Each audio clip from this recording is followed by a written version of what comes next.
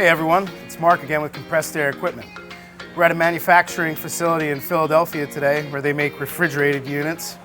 And the reason that we were called here is because they have a new piece of equipment that cuts out some of the steel pieces that go into these units. So what we're going to look at today is their air compressor and the piping job that we're doing to go along with that to tie into that piece of equipment. So let's go take a look.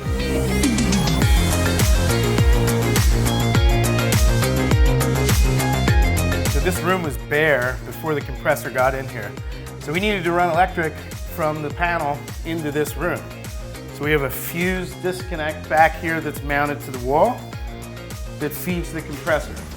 We have licensed electricians and we do electrical work all the time as it pertains to air compressors. So let's take a look at the dryer. We have a 300 CFM refrigerated air dryer made by Beco that's going to be incorporated into the system. When we're all said and done, we'll come back, but all these filters will be nicely mounted and plumbed in and then head out to the piece of production equipment. Why don't we go take a look at that? So here's the piece of manufacturing equipment. The compressor's all in the room. We have the electric installed. We're working on the piping now. It's important to note that Compressed Air Equipment is the only company in the Philadelphia area that can do the electrical work and the pipe work and sell you the compressor. Any other compressor house in the Philadelphia area is going to make you go to Ed's Electric and have him do the electric, and Paul's Plumbing is going to have to come in and do the piping. We can do all of that. So for now, we're going to have to take a short break until the technicians finish up, and then we're going to come back and show you why it's so important to have the proper pipe and the proper size pipe. Until next time.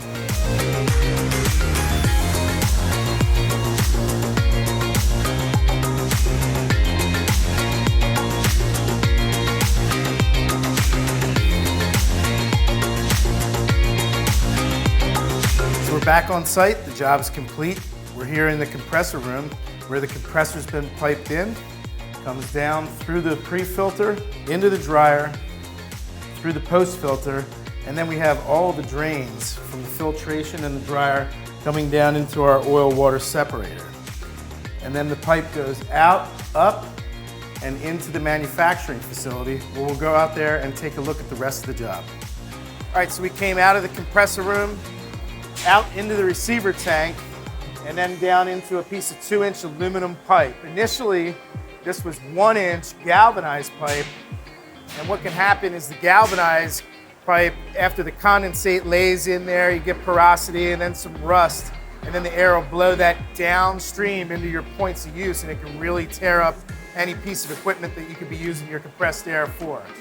So I want to show you the 2-inch pipe and where it reduces down into each location into 1-inch on this particular piece of equipment. So we have the 2-inch run that's feeding the system, and then with a 1-inch drop, and there's a few of those behind me that come down into the piece of equipment. Now we have adequate airflow to each drop. So when you're ready to upgrade your air compressor, reach out to us. We'll come out, we'll do a free site survey. We'll come out, we'll tell you what size compressor you need, what size dryer you need, what size pipe you need. All you need to do is click on the link below or call the phone number and we'll come out to help you.